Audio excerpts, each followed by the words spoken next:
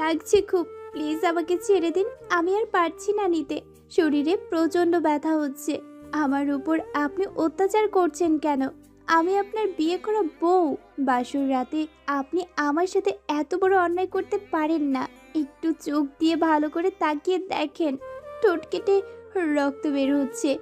এবার তো ক্ষান্ত হন, মেরে ফেলতে চান আমাকে। এখন কেন চিৎকার করছিস? তোর রূপের অহংকার এখন কোথায় গেল? আর একবারও চিৎকার করবি না। তুই কি ভেবেছিলিস আমি তোকে ভালোবেসে বিয়ে করছি? তাহলে বলবো তুই ভুল ভাবছিস। আমি তোকে ভালোবেসে বিয়ে করিনি। আপনি ভাবতে যাবেন কেন? আপনি আমাকে ভালোবাসেন অনেক আগে থেকে। প্লিজ আমার উপর আর অত্যাচার করবেন না। তোকে ভালোবাসি আমি? হ্যাঁ, তোকে আমি ভালোবাসতাম 5 বছর আগে, কিন্তু এখন আর বাসি না। এখন আমি শুধু তোকে ঘৃণা করি। ইসির চুলের মুঠি ধরে কথাগুলো বলল ইভান। আজ ইভান রহমান আর ঈশিতা নূরের বিয়ে হয়েছে। ঈশিতা বাসার ঘরে তার স্বামী ইভানের জন্য অপেক্ষা করছিল। রাত 12টার সময় ইভান রুমে আসে, হাতে একটা বেল্ট নিয়ে। ঈশিতা ইভানের টের পেয়ে বিছানা ছেড়ে নেমে ইভানকে পায়ে হাত দিয়ে সালাম করতে গেল, কিন্তু ইভান দুপা পিছিয়ে গেল। ঈশি আশ্চর্য হয়ে উঠে দাঁড়িয়ে ইভানের দিকে তাকালো। ইভান ঈশির কাছে এসে ঠাস করে গালে একটা চর বসিয়ে দিল। চরটা প্রচণ্ড জোরালো ছিল।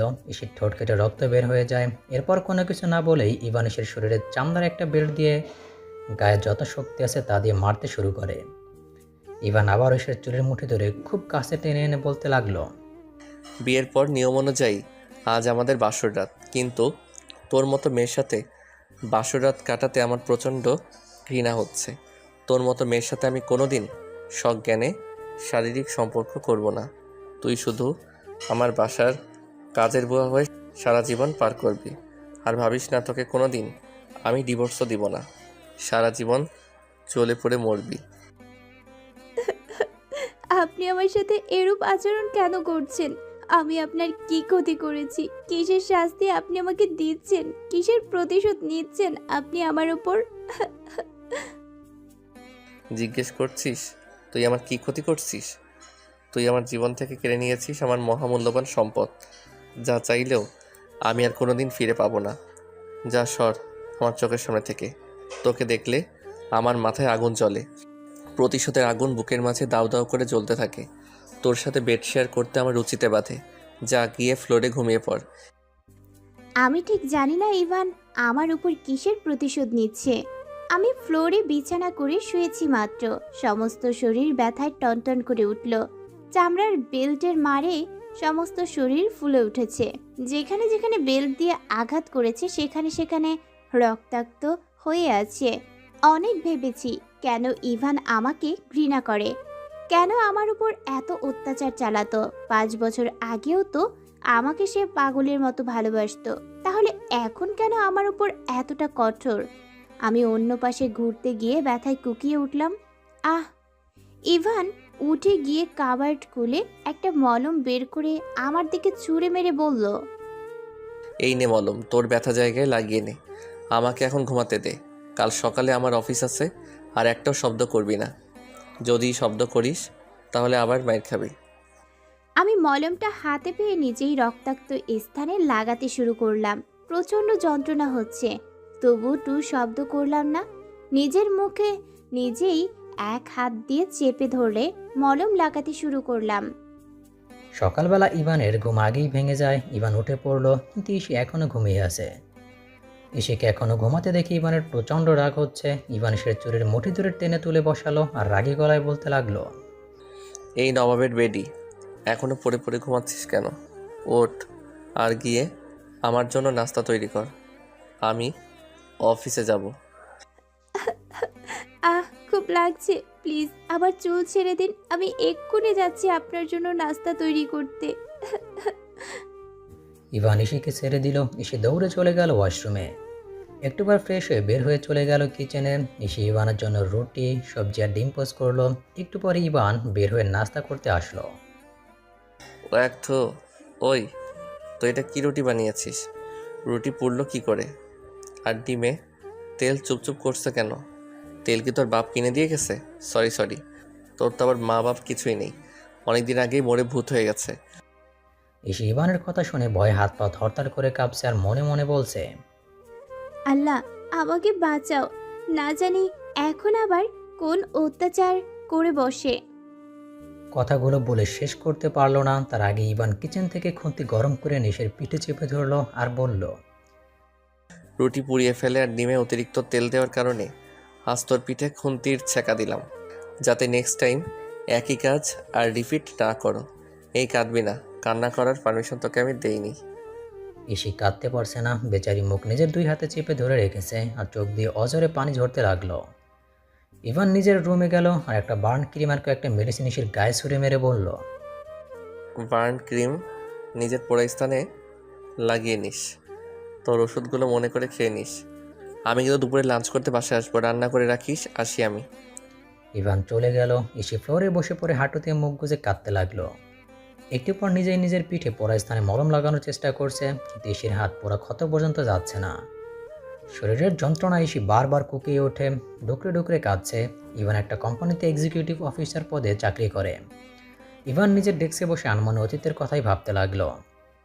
5 বছর আগে ইশিকে প্রথম দেখেছিলাম ভার্সিটির ক্যাম্পাসে। ক্যান্টিনে বসে দুজন বান্ধবীর সাথে কফি খাচ্ছিল। ইশির হাসিটা ছিল মন কেড়ে নেওয়ার মতো। আমি ইশির হাসি দেখেই প্রেমে পড়ে যাই। ওর সম্পর্কে খোঁজ নিয়ে জানতে পারি ও আমাদের ভার্সিটিতে নতুন ভর্তি হয়েছে আর পড়ি ফাইনাল ইয়ারে।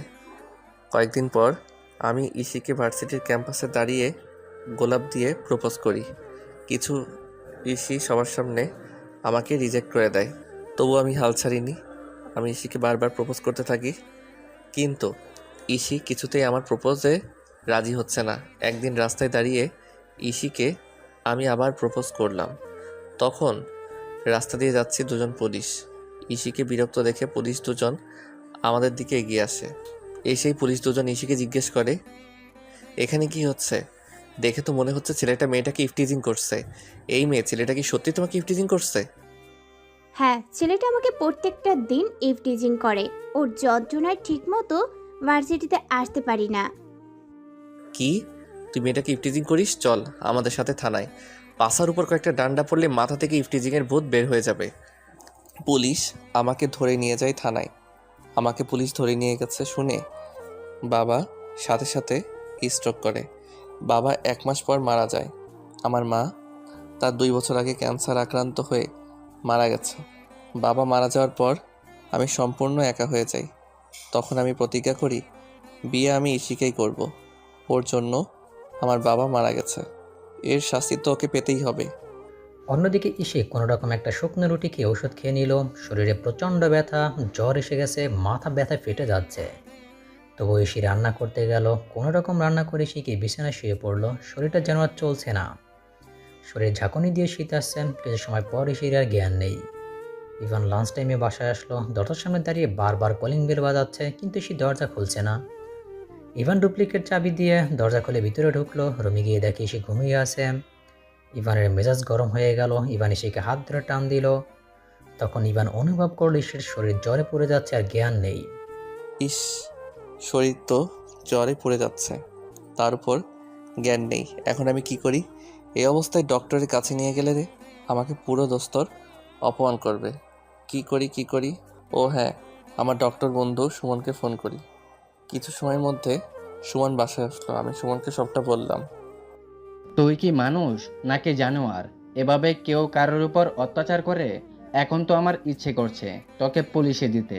বিয়ে করে যখন বইয়ের মর্যাদা দিতে পারবি না, তখন বিয়ে করছিস কেন? দেখ ভাই, আমাকে পরে বকিস, আগে মেয়েটাকে চিকিৎসা দে। যদি মারা যায় তাহলে কেস খেতে হবে। তোকে আর কিচ্ছু বলার নেই। তোর ভিতর থেকে মানুষত্ববোধ হারিয়ে গেছে। তুই সাইকো হয়ে গেছিস। এরপর ডক্টর ইসিকে জ্বরের ওষুধ আর ব্যথার ওষুধ লিখে দিল। ডক্টর আবার বলল, পারলে মেয়েটাকে একটু জলপট্টি দিস আর সমস্ত শরীর মুছে দিস। আমি আসি, প্রয়োজন হলে ফোন করিস। সুমন চলে গেল। দূর, আমি কোন ঝামেলায় ফেসে গেলাম। এখন নাকি বেয়াদব মেয়েটাকে সেবা করতে হবে। কি আর করার, বাধ্য হয়ে ইসির সেবা করে যাচ্ছি। ঘন্টাখানেক পর ইসি আমার ডান হাতটা টেনে নিয়ে বুকে জড়িয়ে ধরলো আর বলতে শুরু করলো, বাবা প্লিজ, তুমি আমাকে তোমার কাছে নিয়ে নাও। আমি আর বাঁচতে চাই না। আমার খুব কষ্ট হচ্ছে। এই পৃথিবীতে কেউ আমাকে ভালোবাসে না।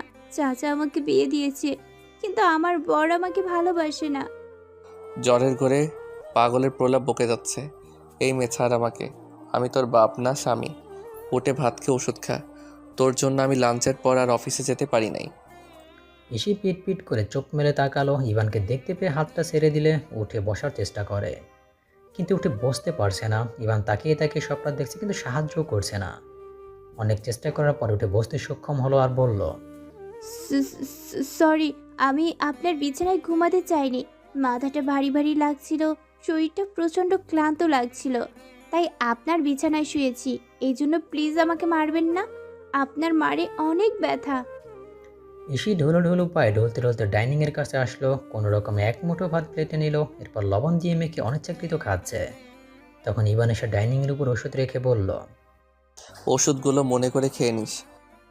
ইভান চলে গেল। ইসি কোনো মতে ভাত খেয়ে ওষুধ খেলো। ইসি ওর ছোটবেলার কথাগুলো মনে করতে লাগলো। ইসির বাবা মা ভালোবেসে বিয়ে করেছিল। ইসির বাবা লেখাপড়া করত। 1 বছর ঘুরতে না ঘুরতে জন্ম হলো ইসির। ইসির জন্ম হওয়ার পর ইসির বাবার ক্যান্সার ধরা পড়লো।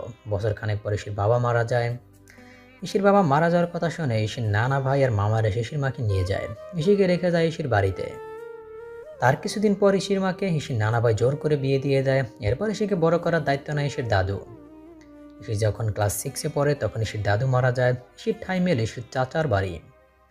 ইসির চাচি ছিল প্রচণ্ড বুদ্ধিমতী মহিলা। সে ইসিকে সরাসরি অত্যাচার করতো না, পরোক্ষভাবে অত্যাচার করত।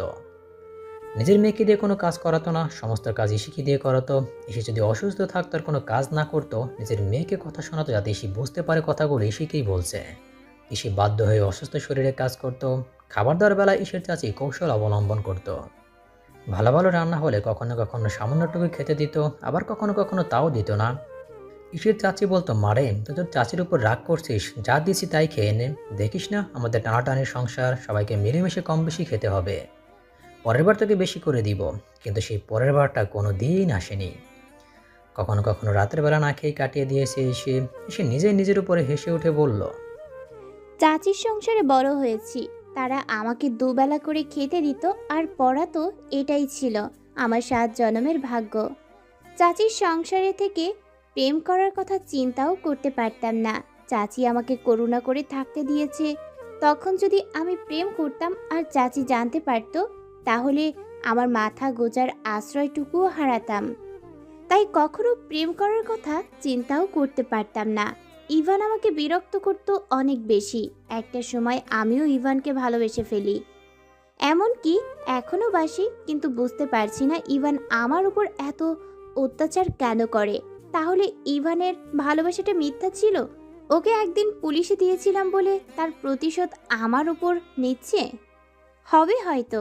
আমার চাচি আমাকে ইভানের সাথে বিয়ে দিতে চায়নি, তার মেয়েকে বিয়ে দিতে চেয়েছিল ইভানের সাথে, কিন্তু ইভান আমাকেই বিয়ে করবে বলে গো ধরে বসেছিল। বাধ্য হয়ে চাচি ইভানের সাথে আমাকে বিয়ে দিয়ে দেয়। বিদায় দেওয়া আগে চাচি আমাকে একা একা ডেকে বলেছে, বিয়ের পর তোর জীবনে কোনো সমস্যা হলে আমার বাড়ি আসবি না। তোর জন্য আমার দরজা চিরকালের জন্য বন্ধ হয়ে গেল। ভেবেছিলাম বিয়ের পর স্বামীর ভালোবাসা পাবো, সুখে থাকবো, কিন্তু কথায় আছে না, অভাগা যেদিকে যায় সাগর শুকায় যায়। যার কপালে ছোটবেলা থেকেই সুখ থাকে না, বিয়ের পরেও তার কপালে সুখ নামক সুখ পাখিটা অচিন পাখি হয়ে যায়। এসব ভাবতে ভাবতে সে ডাইনিংয়ে মাথা রেখে ঘুমিয়ে পড়ে। এভাবে কাটতে থাকে ইসির কষ্টের বোবা কান্নার দিনগুলি। চান থেকে চুন খসলে ইভান ইসির উপর অত্যাচার চালায়। গতকাল সে মাছ রান্নায় একটু বেশি লবণ দেয়। ইভান আবারও খুন্তি গরম করে ইসির হাতে সেঁকা দেয়। তোকে আর কতবার বলবো, আমার জন্য রান্না করলে সেটা পারফেক্ট হতে হবে। তা না হলে তোর কপালে শনি, মঙ্গল, বুধ, বৃহস্পতি সবগুলো একসাথে নেমে আসবে। আমার কথাগুলো তোর মনে হয় শুনতে ভালো লাগে না? ইভান, আমাকে ছেড়ে দিন প্লিজ। আমার হাত জ্বলে পুড়ে ছারকার হয়ে যাচ্ছে। আমি বুঝতে পারিনি মাঝে একটু লবণ বেশি হয়ে যাবে। আর কোনো দিন এমন হবে না। মনে থাকে যেন। এই শোন, আমি অফিসে গেলাম, বাসায় এসে দেখি যেন আমার শার্ট প্যান্টগুলো ইস্ত্রি করে রেখেছিস। আর যদি না করিস তাহলে তোর কী অবস্থা হবে নিশ্চয়ই বুঝতে পারছিস। আর শোন, হাতে মলম লাগিয়ে নিস। ইভান চলে গেলে সে ওর হাতে দুটো লবণ পানির ভিতর চুবিয়ে রাখে, কিছুতেই যেন জ্বালা পোড়া কমছে না। সে হাতে বার্ন ক্রিম লাগিয়ে নিল, এরপর কোনো মতো চামচ দিয়ে খেয়ে নিল। ইসি ভাবছে কি করে ইভানের শার্ট প্যান্ট ইস্ত্রি করবে। ইসি হাতে ওর ওড়না পেঁচিয়ে ইস্ত্রি করতে লাগলো। ব্যথায় বারে বারে কুকিয়ে উঠছে, তবুও কাজটা করতেই হবে, না হলে ইভান ইসিকে আস্ত রাখবে না। রাত 10টা বেজে গেছে, কিন্তু আজ ইভান এখন বাসায় ফিরে আসছে না। ইসির বাসায় একা থাকতে খুব ভয় করছে, সাথে ইভানের জন্য চিন্তাও হচ্ছে। ইসি ইভানকে ভালোবাসার চিন্তা হওয়াটাই স্বাভাবিক। 11টার সময় ইভান বাসায় ফিরে আসলো। ইভানকে দেখে এসে দৌড়ে গিয়ে ইভানকে জড়িয়ে ধরলো আর কাঁদতে কাঁদতে বলল, আপনি এত সময় কোথায় ছিলেন? আমার খুব চিন্তা হচ্ছিল। আপনি ঠিক আছেন তো?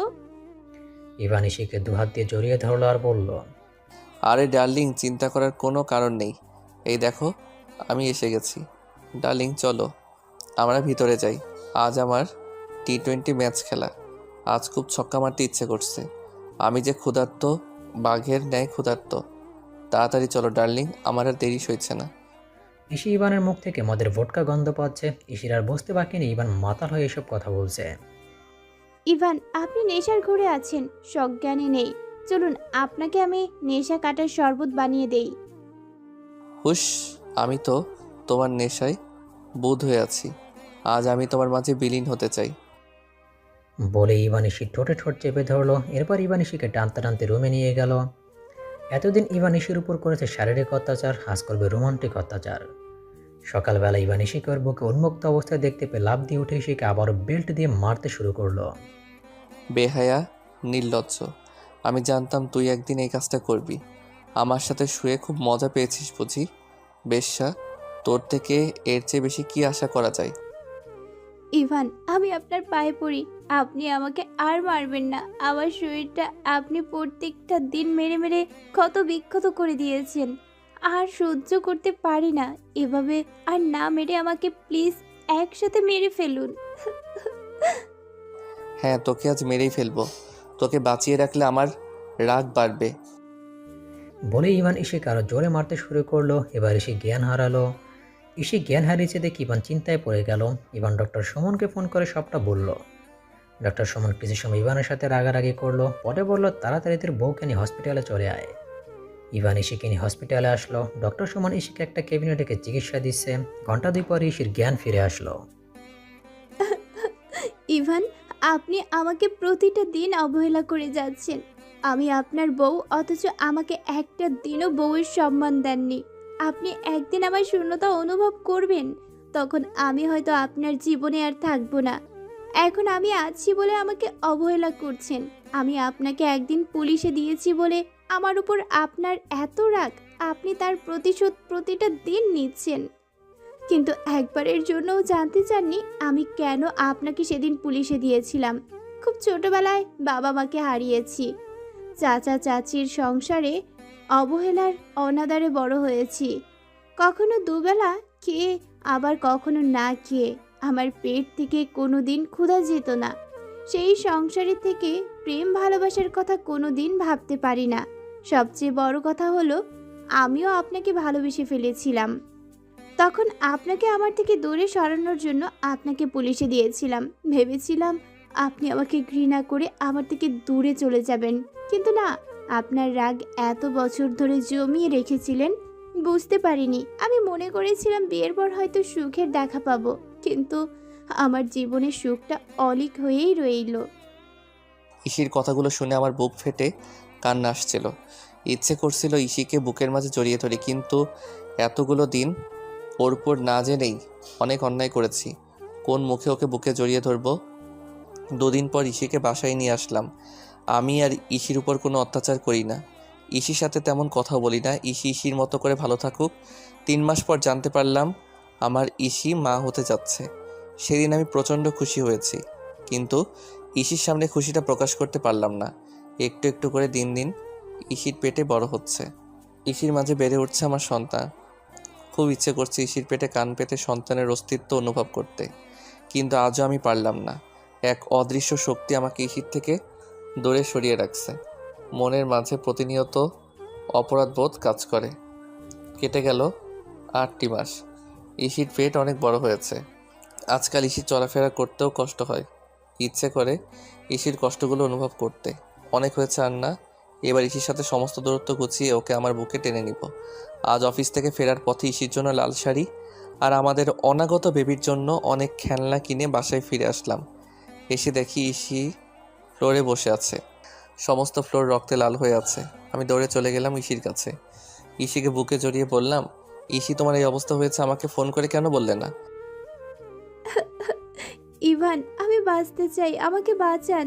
আমি আমার সন্তান আর আপনার জন্য বাঁচতে চাই। আমি ফ্লোরে মাথা ঘুরে পড়ে যাই, এরপর ব্লিডিং হওয়া শুরু করে। আমি ইসির কপালে একটা চুমু দিয়ে বললাম, কিছু হবে না তোমার, আমি এখনই তোমাকে হসপিটালে নিয়ে যাচ্ছি। আমি ইসিকে পাজাখোলা করে হসপিটালে নিয়ে রওনা হলাম। আমার সাদা শার্ট রক্তে লাল হয়ে গেছে। ইসিকে হসপিটালে নেওয়ার পর সুমন ইসিকে ওটিতে নিয়ে যায়। আমি ওটির বাহিরে দাঁড়িয়ে আল্লাহ নাম ডাকছি। একটু পর সুমন বের হয়ে আসলো, কোলে একটা বাচ্চা নিয়ে। সুমনের মুখটা মলিন। আই এম সরি বন্ধু, তোর বউকে বাঁচাতে পারলাম না। তুই ভাবিকে হসপিটালে নিয়ে আসতে অনেক লেট করে ফেলেছিস। অতিরিক্ত রক্তক্ষরণ হয়েছে, তাই ভাবিকে বাঁচানো সম্ভব হয়নি। কিন্তু তোর একটা মেয়ে হয়েছে, দেখ মেয়েটা দেখতে তোর মতোই হয়েছে পুরো। এ নে তোর মেয়েকে, আর ভাবিকে শেষ দেখা দেখে নে। ইসি আর নেই শুনে পায়ের নিচ থেকে মাটি সরে যাচ্ছে। আমি মেয়েকে কোলে নিয়ে একটু একটু করে ইসির কাছে আসলাম। ইসির পায়ে মেয়েকে শুইয়ে দিলাম আর ইসিকে আমার বুকে জড়িয়ে ধরলাম। ইসি দেখো, আমাদের একটা মেয়ে বাবু হয়েছে। মেয়েটা দেখতে ঠিক তোমার মতো হয়েছে। এই ইসি ওঠো প্লিজ। ইসি তুমি উঠবা না? ইসি আমার মনে না বলা কথাটা শুনবা না? তুমি তো তোমার মনের কথা আমাকে জানিয়েছো, আমাকে তো সুযোগ দিবে আমার মনের কথাটা বলার। না শুনেই তুমি আমাকে ছেড়ে চলে গেলে। আমার উপর তোমার এতটা অভিমান জমেছিল, একবার অভিমান ভাঙানোর সুযোগটা তো দিবে। ইস, আমি তোমায় ভালোবাসি, অনেক বেশি ভালোবাসি। ফিরে এসো না প্লিজ।